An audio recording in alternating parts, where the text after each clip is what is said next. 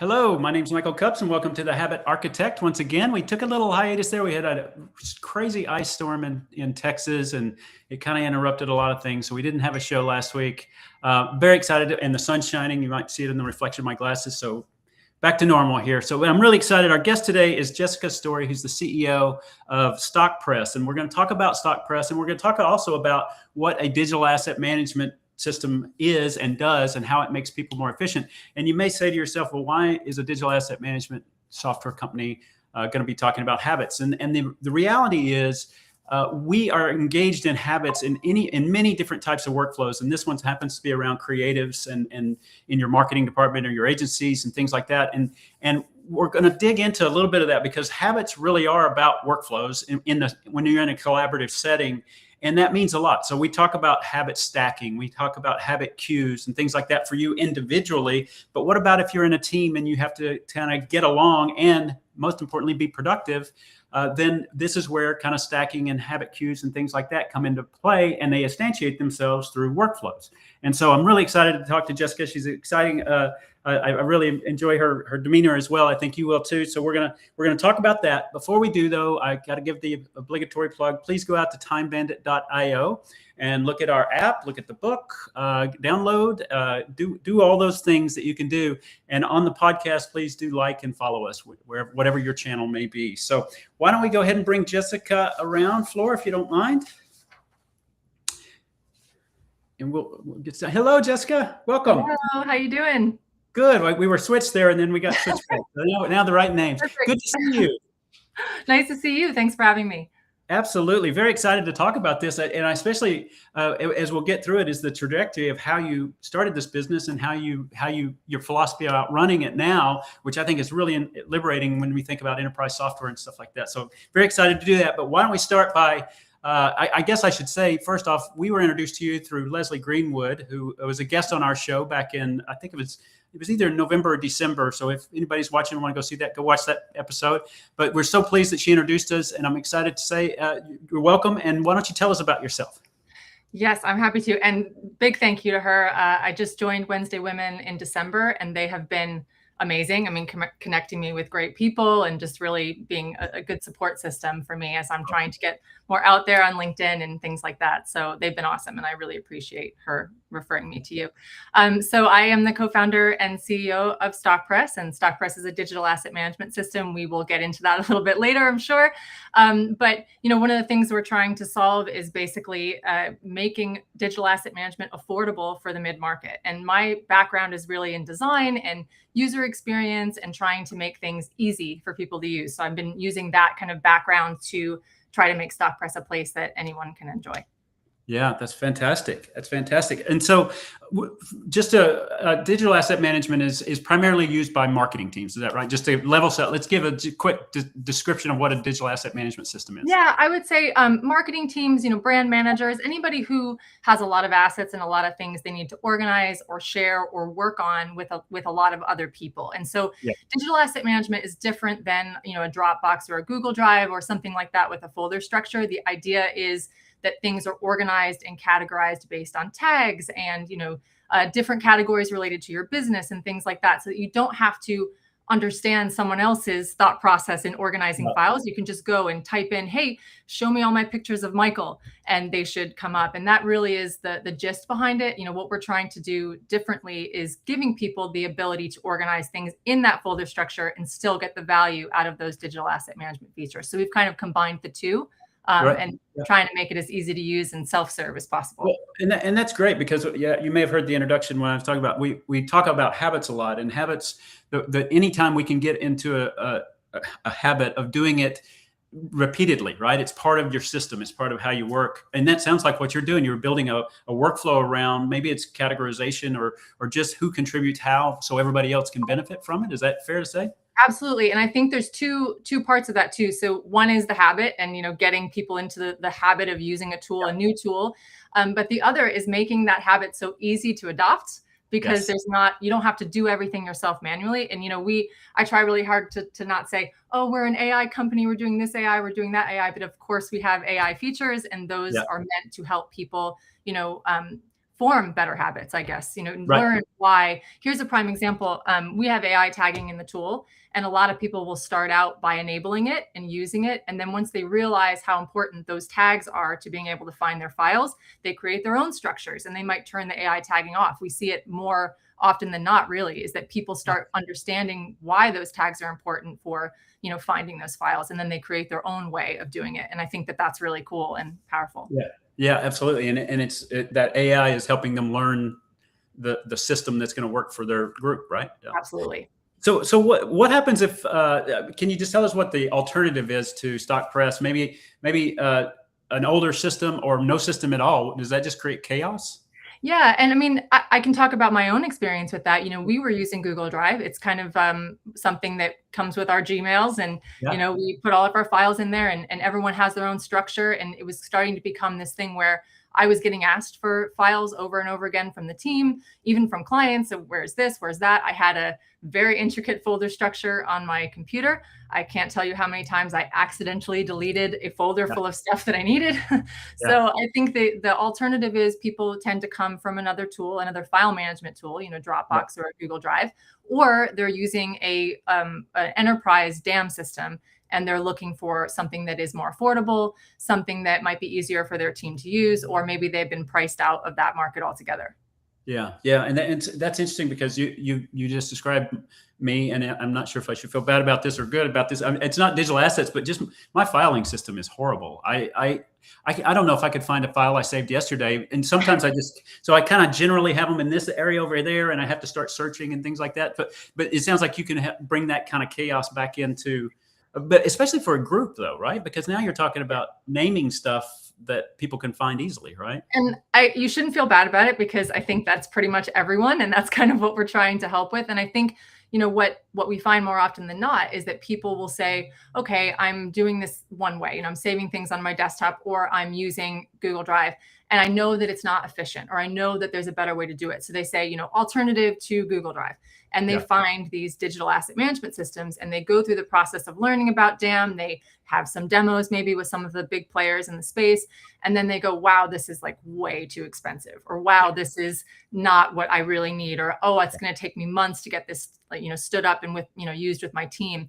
And then they say alternative to that, and they find us. So that's kind of where we're trying to fit in. And I think, you definitely shouldn't be embarrassed by that. I can say I also have that problem still on my desktop sometimes. We just launched a feature that hopefully will solve that, but it's everybody's got it. Yeah, it's strange anyway, but I can't even imagine how it applies when you have a team. Let's say you have 5 creative people or 10 creative people on your team, and it just magnifies it, because I think everybody always tries to reinvent their own wheel, right? So when you get into a job and you're trying to put everything where you want it, and then if somebody else depends on that, you could be actually meaning less productive, right? Yeah, it's a great point. I mean, you may have the most organized folder structure in the world, but if you're the only one who knows how to use it or knows how you've named files, how is anyone else on your team going to find anything? And I think that's the idea behind Stockpress, is that you can still keep that amazingly organized folder structure, but just make sure you have some categories and tags in your files. So if somebody's looking for, XYZ logo, they can find it without figuring out how many folders deep it is. And I think that's the idea here. We also offer unlimited users in all packages. So no matter how many people on your team, no matter how many external partners you work with, they can all go into Stockpress. And I think the reason we did that, and the reason why we don't charge per seat, is because, digital asset management and file management, sharing, it all breaks down if you can't bring the people to the files. It's who's got this, I'm sending a share link there, who shared it with someone else, who has access. That's all kind of what we're trying to solve by allowing you to put everybody into one tool.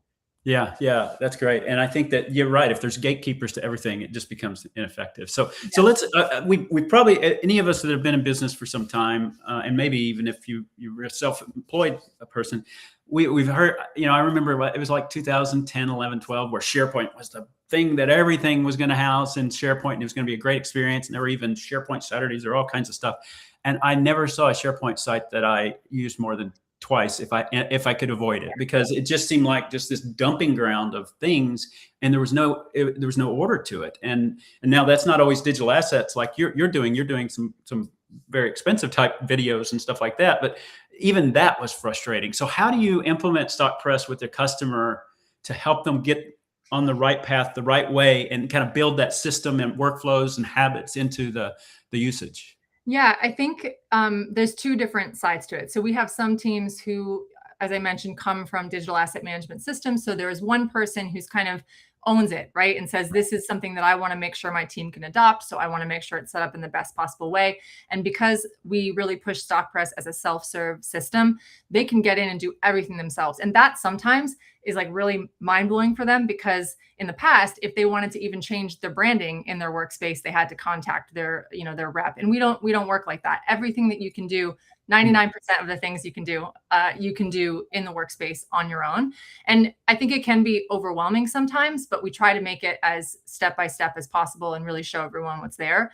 The other side of it is that people who have no idea where they want to start and what they want to do. But again, we're really trying to push people down a path, so here's where you start. And if you do this and you do this and you do this, like, you will have a good experience. And that's what we're trying to push. Stockpress is very flexible. There's a lot of different ways you can set it up, but there is definitely a path to kind of success of a system. And I think that's all we can do is kind of guide people through that. And hopefully if it's easy enough, they can adopt it and they can see the value pretty quickly. Yeah. And this may be the wrong analogy, but I'm going to analogize it if you don't mind. What you just said there is, to me, why one of the reasons why all the fitness memberships in January fail, right? Because they come in and they subscribe to a gym, and the gym says, oh, there's the restrooms, and that's the weight room, and that's the, and here's an app, good luck. And then a lot of people will maybe going in there going, yeah, I know that I need to do cardio and I need to do weights, but it really doesn't help me understand how to build a habit, right? And I'm not suggesting that gyms are necessarily bad, but there isn't a way to say, this is how you're going to be the most healthy you if you follow these patterns. Now, you don't have to. If you don't like that, then change it with this. And it just doesn't feel like we instruct people. We instruct them on the facility, but we don't instruct them on how to go be healthy, right? But actually, that's a great analogy, because if they did, and if they said, in the first week, here, these small little habit changes might make you start feeling better, and then you start feeling better, then you keep going to the gym because you keep getting that feeling over and over again. So I think we're trying to do that. Hey, put your files in here and tag them, and then search for that file. Oh, wow, it came up right away. Keep doing that, and invite some team members. We really push people to invite team members right away so that the team members can see the value of the system. And so I think it's a great analogy. Yeah, that's interesting. Well, so you said AI tagging earlier, because we have to talk about AI because everybody talks about it. So what does that mean, AI tagging? Okay, so we have a couple different forms of AI in the tool. So AI tagging and facial recognition, and the way they work a little bit differently. So the way AI tagging works is, once you upload files into the platform, they're scanned by Stockpress, and we automatically add tags that we feel are associated with let's say, the image that you've uploaded. Those can be removed, they can be adjusted, you can even block them. So we had an example of a company who had camper vans, and the AI kept tagging the camper vans with ice cream truck. And they came to us and they were like, we cannot get this to stop. And I said, look, it makes total sense. So we actually added a feature to allow people to block certain tags. So there's a lot of ways you can work around the AI tags as well. We released facial recognition a couple months ago, which has been really great. It identifies all people in photos. All you have to do is go in and identify someone once, and every file that comes in afterwards is automatically tagged with that person's name. For a lot of our groups that are working with a lot of people with faces in their photos, it's really been helpful, because they don't have to go in and manually tag every time, and it allows people to find stuff quickly. So that's kind of how we leverage it. It's all about saving time, because now we don't have to tag everything, and making it easier to find stuff quickly. Yeah. But knowing it could be imperfect, so you're there along like the human in the loop, so to speak. It'll be interesting, because now what I've noticed this week, and there must be some trend that somebody said, go to whatever GPT and do a caricature, because now there's all these caricatures on LinkedIn of everybody's environment. So now you're gonna have to tag those as well. But so that's interesting on the tagging and the usage of that. And I could see where that would be helpful, because yesterday I was trying to do create something, and I was using Canva a little bit and Adobe, and it was just so frustrating because moving the files around, and I could see where it would help just because of those tools. But which leads me to, I know you integrate Stockpress to various systems. Can you tell a little bit about that, and how does that help people? Yeah, so we started doing integrations pretty early on in building Stockpress, because what we were hearing from our customers, and I should start with that, is that I would say 95% of our features are based on customer feedback or potential customer feedback, because otherwise we're just building it for ourselves, and that's kind of silly. So we started integrating with tools based on request. So the more requests we got, the quicker we did something. And we just feel like if you can go to one place and Stockpress becomes the hub for all the content, Yeah. that's what we want. So everybody's using lots of different tools, right? We use tons of different tools. So Yeah. the ability to get those files from Adobe, we integrate with Photoshop and InDesign at the moment. Canva, we're just finishing up an integration with Canva. The idea that you can be working in those tools and, oh, I need this file, and just grab it. I had a customer yesterday I was talking to who was using WordPress, and they said, hey, is there a way I can like export my files from Stockpress to WordPress? And I said, yeah, there's a plugin. And she was like, oh my God, this is so great. And so sometimes maybe we don't do a good enough job of showing people all the connections we have. But it's just the idea that you don't have to go kind of stop and switch from one thing to the other. It's all just connected is kind of what we're going for. Yeah, and that's fantastic, because I have no idea where. I think I've probably created tons of things in Canva, and I don't even know where they are. Yeah, So, exactly. unless I use it right then, it's probably stowed away in somewhere. And what about that? Is storage done in the cloud? I'm guessing. Yep. Yeah, so we use AWS, so that's where we're kind of storing all the files. Our packages are based on storage and features, so you're not just coming in and saying, "Oh, I want X amount of storage." It's really based on what features you need. There's 3 different tiers, and then of course how much storage you need. But one of the things I think is really important to note there too is that we do not have traditional contracts, so you can go on a month-to-month basis with Stockpress. If you want to start with 50 gigs of storage and work up as you go, you can do that. So you don't have to, start off on that high package and not use that storage immediately. That's probably to our detriment, but we feel like it's fair. Yeah, absolutely. Absolutely. Well, let's shift a little bit to great information about Stockpress. And I urge anybody to reach out to you after this, because that sounds like a great package. But let's talk about building systems, and particularly building, being a startup founder, right? You're a co-founder of this, and you mentioned that you were running an agency, and this was kind of the side to help support the agency, and then it turned into a full-fledged business. Can you tell me about your journey and the systems you used to make sure that things were successful? Yeah. So I have 3 co-founding partners, and we ran a digital agency for like 10, 12 years before we decided to go full-time with Stockpress. And we were using all sorts of tools, and it was chaos, to be honest. I mean, we were working with anywhere between 7 and 10 clients at once. And for, a small team of 4 people, that's a lot. And, we had files everywhere. For the most part, it was me. I won't blame my team members for this. I would get all the files, I would work on them, I'd share them out, and then they would go on my hard drive. And that was it. And we had no system for anything. We were asked to take a look at a enterprise DAM for one of our enterprise customers, and we had never heard of DAM before. And so we were messing around with this tool, and we just thought, this is cool. This is a great concept, but it's a little bit archaic. The platform didn't have any folders at all, and it was just a stream of files, and everything was tagged, and you could search for things, but it wasn't that easy. And basically they were unhappy with it, and they asked us if we could build them something. And we thought, well, that's not going to happen. Like, that's a huge task. But the more we thought about it, we're like, actually, what they need isn't that complicated. Maybe we should build them something. And we did, not necessarily for them. We just started doing it on the side. And then we took it to them and said, look, it's done. And they decided they wanted to use it, which was great. And then we just started using it with all of our customers. And it was kind of organic how it happened. We would put a customer's package of stuff we built in there, share it to them. Then after a while, they started saying, well, can we use this? Can we put our files in here? And we were like, well, no, but you can have your own. And so then we started giving them their own workspaces. And after a while, we were selling Stockpress to almost all of our agency accounts. And they started telling people, and then their clients started asking us. So I think it was one of those things where over the course of, this doesn't happen in a month. I mean, this was over a course of a couple of years. And we started realizing that there really was this gap between that Google Drive, Dropbox world and the DAM world. And there wasn't anything in the middle that had all the features. There's a lot of things that you can use to collaborate with people on files, but that didn't have all those enterprise features that those people really needed. And so we thought, well, we can do this, and we can use our UX and design background to make it easy and fun. And that's that's kind of how it started. Yeah, that's great. And that's the bas kind of startup, right? As there's a need for it, and it kind of came organically to you. And so tell me about your habits as an entrepreneur, though. Let's get into to Jessica's story a little bit. Besides the coffee. Yeah, that's okay. Well, that coffee is number one. I never go to bed without setting up my coffee machine. It's ready to go, and it's the first button I press when I wake up.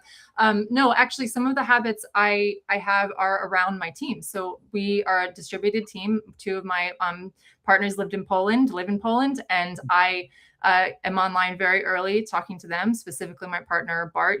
I can be online sometimes at 6 o'clock, and we're having a chat, and we have a video coffee together, and I love working with him. He's been a friend for a really long time, and that's a habit I have. Is he's kind of the first thing I do in the morning is even just a hello, and we've done it for years. He's been here to visit me. I've been there to visit him. It's a great relationship. And I think that the thing for me that's great about that early morning stuff is that a lot of the really, what I feel is important work that I don't get a lot of time to do during the day, I get done in the morning. I tend to have a little bit of a crash out in the afternoon. So around 2 or 3, I'm like, I need a break and I need to take the dog for a walk or something. But I've gotten a lot of my stuff done before anybody else is even online. And so I think that that's really useful. I would say conversely for him, he has the whole morning to work without me bugging him. And then I get online. So that's kind of, a habit that I really enjoy, is just that kind of early morning time with him. Yeah. Yeah. And when we talk about a small business growing like you are, I'm using this word. You didn't tell me this word, but if it fits, let's use it. Okay. It seems like you're disrupting. You've got a disruption opportunity here, because you identified either people aren't using anything or they're using something that is past its prime, let's say, and you're making it easy, more affordable, and it sounds like it's almost more fun to adopt because of the systems you put in place. We're certainly trying. I mean, that's the end goal, I think, is, we see so many of our customers being happy with the tool. And, we are like religiously checking our G2 reviews, and we talk to people on the chat, and we reach out to our customers to see how things are going. And it's really important to make sure that they're having a good experience. And I think the idea is that this shouldn't be a nightmare. It shouldn't take forever. It shouldn't cost a fortune. It should just be easy. That's the idea. Yeah. And talk a bit about the affordability. We touched on it a little bit earlier, but is it disrupting the structure or the entry price, or how would you describe it? I mean, it's really funny. I don't want to say that the tools that charge more aren't worth it. Like, that's not kind of what I want to say. Everybody, there's a need for those types of things. I think what we're trying to do is solve a problem for the people who can't afford it. And there's definitely a huge group of that. And I think, these legacy platforms that have been around for a while, they have big teams, they have big development budgets, they have big sales budgets. I get it. Like, that's why they charge more. But I think, we're just trying to solve for the people who don't, how do I say this? I guess they don't have access to anything else. So they're either forced to stay in this thing that's too expensive, or they're forced to get out of this thing that's too expensive and go back to using nothing.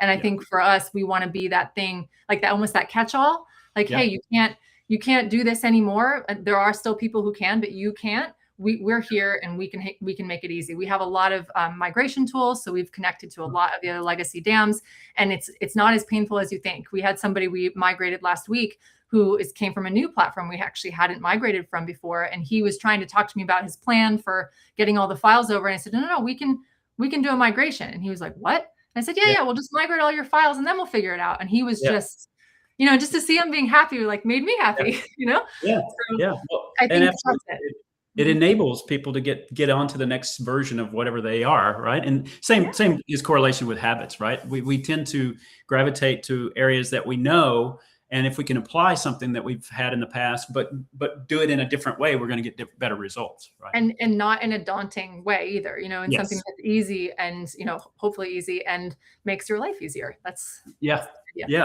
absolutely. And I love that. I really, it's interesting this week in particular, SaaS software companies took a beating on Wall Street, at least. But I do think it's not necessarily the category of software. I think it's the opportunity now for people to use new systems that are different and more affordable and more usable. I think, like you described that system, some people need it, but a lot of people don't. And AI is giving us options, right? Definitely. And it's funny. There's another phrase we used to say, is that we are configurable, not customizable, because people are always saying, oh, I got to pay for this customization. And what we're trying to push is like, we are a configurable tool. If you don't need to use something, turn it off. And I think that is one of the things that we value about Stockpress and how we've built it, is that it doesn't have to be complex, but it can be if you want. So it's, for those that want complexity, they've got it there. Or need it, right? Some people really need it. We have clients who have crazy setups, and then we have some that use it very simply and get along just fine. Yeah. And is there any particular industry that you see is really adopting it faster? Funny enough, we have quite a bit of nonprofit customers that have been coming to us recently. So we offer a really great nonprofit discount. It's 30% off all packages. So on top of our already very affordable pricing, we offer an additional 30%. I spent a lot of my earlier life working with nonprofits, and I saw like really firsthand how budget constrained they are. And, again, like a lot of these people are using these legacy dams, and it's like kind of amazing how much they've been spending for something that they're not getting the most value out of. So we really push that. But we also find a lot of manufacturing companies that are using it, education. We have quite a few colleges and universities, as well as e-commerce brands. So a lot of assets, a lot of things that need to be shared in different sizes, a lot of different external partners that need to be able to access various things. So those are kind of our top 4 at the moment. Yeah, absolutely. And I could see that for the nonprofits, because they use their best marketing tool is showing how they're helping people, or the process of helping certain situations. A lot of videos, I'm guessing, a lot of stuff like that. That's awesome. And a lot of things contributed from external people. And that's something that we, I only learned as we started working with them, is that they work with so many people, out in the field, and there's nowhere for them to contribute. And so that's why it's been helpful for them. Yeah. Great. Well, we're just about out of time. I'm just going to ask you, because I ask everybody, what is the one habit that Jessica demands every day that you do? And you already said coffee, so let's rule that one out. Okay. I was going to say coffee, because that is definitely a demand every day. Actually, can I say every week? Because I have a new habit, actually. Absolutely. So I adopted a dog about 7 months ago, and she's awesome. She's about 1.5 years. So she was already kind of a little bit older when we got her. And I've started taking her to classes. So training classes, mostly for me. They really train you versus the dog. Exactly. But I do it every single week. There are 6-week classes, and I am booked out like through the end of the year. It's like a non-negotiable for me now. So like once a week I go for about 2 hours, middle of the day. No calls, no talking. Like I'm at this thing right now. We're doing dog agility, and it is hilarious. Like I never thought I would be like doing agility with a dog, but she absolutely loves it. And it's also clearly I love it too. But it's like a good break, from as much time that I spend sitting here. And it's like literally a non-negotiable for me. Once a week, it's on my calendar, booked out through December. Yeah. That's fantastic. That's great, and I'm sure the dog loves it too. So tell us about the dog. I'm a rescue. I was on a board of a no-kill shelter here in North Texas a while ago, and I adopted a dog from there, and he's still with me. And Flora, our producer, talks about Oliver all the time. So tell us about your dog. So I locked her out of the room for this, because her new habit is like climbing in the back of my chair and like looking over my shoulder, but it's pretty funny. I should have let her in. I actually adopted her recently, because my dog of 15 years passed away last January. And I really went into like a spiral, like of just like never leaving my desk. And, he was such a big part of my work from home life. And I really needed something else to help me kind of get over it, I guess. Not get over it, but you know what I mean? Kind of move forward a little. And so we adopted her from a shelter here in South Florida. And she is just an absolute joy. I mean, she really is. She had never been in a home before, so she was like a little bit shy and timid. But seeing where she's come from, the first week we've had her to now is just amazing. And she's actually really helped me a lot with my work. And what I mean by that is that, I'm taking the breaks I need. I'm, happy. I'm doing things with her like this class, and she's great. I mean, she's making a lot of appearances on my LinkedIn. So hopefully you guys will see her if you start. I will look out for that. I have another LinkedIn friend who, every now and then he does his thoughts from his dog walk every morning. And so it's great. Yeah. Maybe we need to get a digital asset management system and have all our guests put pictures of their dogs in there. Okay. You can have one. I will set it up for you. Her name is Charlie, by the way. I didn't even say her name, but her name is Charlie. What's your dog's name? Oliver. Love it. Yeah. He's snoring right now. So but he's always in the office with me. So yeah. Yeah. She's got a bed right over here, and it's either the bed or sitting in my chair, but I'm sure she's laying outside the door right now.